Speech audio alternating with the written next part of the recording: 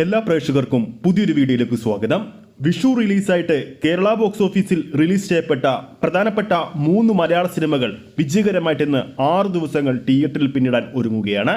ഈ ഒരു വീഡിയോയിലൂടെ നമ്മൾ നോക്കാൻ പോകുന്നത് ചിത്രത്തിന്റെ 5 ദിവസത്തെ കളക്ഷൻ റിപ്പോർട്ട് പ്രകാരം കേരള ബോക്സ് ഓഫീസിലും റെസ്റ്റ് ഓഫ് ഇന്ത്യൻ ബോക്സ് ഓഫീസിലും ഓവർസീസ് ബോക്സ് ഓഫീസിലും ആരാണ് ഏറ്റവും മുമ്പിൽ നിൽക്കുന്നത്. മമ്മൂക്കയുടെ ബസൂക്കയാണോ, അല്ലെങ്കിൽ നസ്രിൻ കേന്ദ്ര കഥാപാത്രമായി എത്തിയ ആലപ്പുഴ ജിങ്കാനയാണോ, അതോ ബേസിൽ ജോസഫിന്റെ മരണമാസമാണോ? നമുക്ക് വ്യക്തമായി ഈ ചിത്രങ്ങളുടെ 5 ദിവസത്തെ കളക്ഷൻ അപ്ഡേറ്റിലേക്ക് പോകാം. ആ ഒരു അപ്ഡേറ്റിലേക്ക് പോകുന്നതിന് മുമ്പ് നമ്മുടെ ചാനൽ ഇതുവരെ സബ്സ്ക്രൈബ് ചെയ്തിട്ടില്ലെങ്കിൽ ചാനൽ ഒന്ന് സബ്സ്ക്രൈബ് ചെയ്ത് സപ്പോർട്ട് ചെയ്യുക. പ്രേക്ഷക സപ്പോർട്ട് ഉണ്ടെങ്കിൽ നമ്മുടെ ചാനൽ ഉടൻ തന്നെ 40,000 സബ്സ്ക്രൈബേഴ്സിലേക്ക് എത്തുന്നതായിരിക്കും. എല്ലാ പ്രേക്ഷകരുടെയും കട്ട സപ്പോർട്ട് പ്രതീക്ഷിക്കുന്നു. ഈ കഴിഞ്ഞു പോയ വിഷു റിലീസായിട്ട് തിയേറ്ററുകളിലെത്തിയ പ്രധാനപ്പെട്ട ചിത്രങ്ങളായിരുന്നു മമ്മൂക്കയുടെ ബസൂക്ക, ആലപ്പുഴ ജിങ്കാന, മരണമാസ് തുടങ്ങിയ ചിത്രങ്ങൾ ഏപ്രിൽ 10 കേരള ബോക്സ് ഓഫീസിലും ആഗോള ബോക്സ് ഓഫീസിലും തിയേറ്ററുകളിലെത്തിയത്. 5 ദിവസത്തെ ചിത്രങ്ങളുടെ ഒഫീഷ്യൽ കളക്ഷൻ അപ്ഡേറ്റുകൾ പ്രകാരം കേരള ബോക്സ് ഓഫീസിൽ ആരാണ് മുമ്പിൽ നിൽക്കുന്നത്? ആ ഒരു അപ്ഡേറ്റിലേക്ക് പോകുമ്പോൾ ഖാലിദ് റഹ്മാന്റെ സംവിധാനത്തിൽ നസ്ലിൻ കേന്ദ്ര കഥാപാത്രമായി എത്തിയ ആലപ്പുഴ ജിങ്കാനയാണ് ഏറ്റവും ഉയർന്ന കേരള കളക്ഷൻ നേടിയിരിക്കുന്നത്.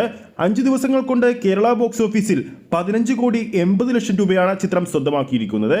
ഇനി രണ്ടാം സ്ഥാനത്തുള്ളത് മമ്മൂക്ക ഡിനോ ഡെന്നിസ് കൂട്ടുകെട്ടിലെത്തിയ മലയാളത്തിലെ ആദ്യത്തെ ഗെയിം ത്രില്ലർ ചിത്രമായ ബസൂക്കയാണ്. 5 ദിവസങ്ങൾ കൊണ്ട് കേരള ബോക്സ് ഓഫീസിൽ 10,50,00,000 രൂപയാണ് ചിത്രം സ്വന്തമാക്കിയിരിക്കുന്നത്. മൂന്നാം സ്ഥാനത്തുള്ളത് ബേസിൽ ജോസഫ് മലയാള ചിത്രമായി എത്തിയ മരണമാസാണ്.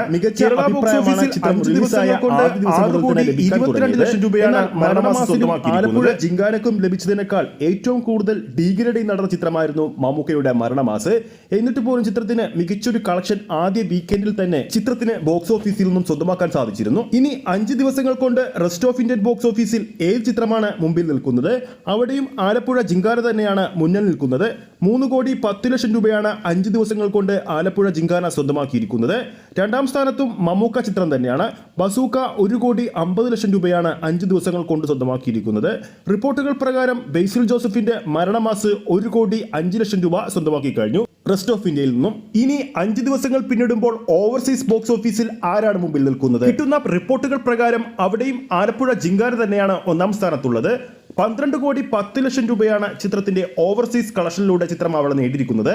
അങ്ങനെ ടോട്ടൽ 5 ദിവസങ്ങൾ കൊണ്ട് വേൾഡ് വൈഡ് ബോക്സ് ഓഫീസിൽ നിന്നും ആലപ്പുഴ ജിങ്കാന സ്വന്തമാക്കിയിരിക്കുന്നത് 30,80,00,000 രൂപയാണ്.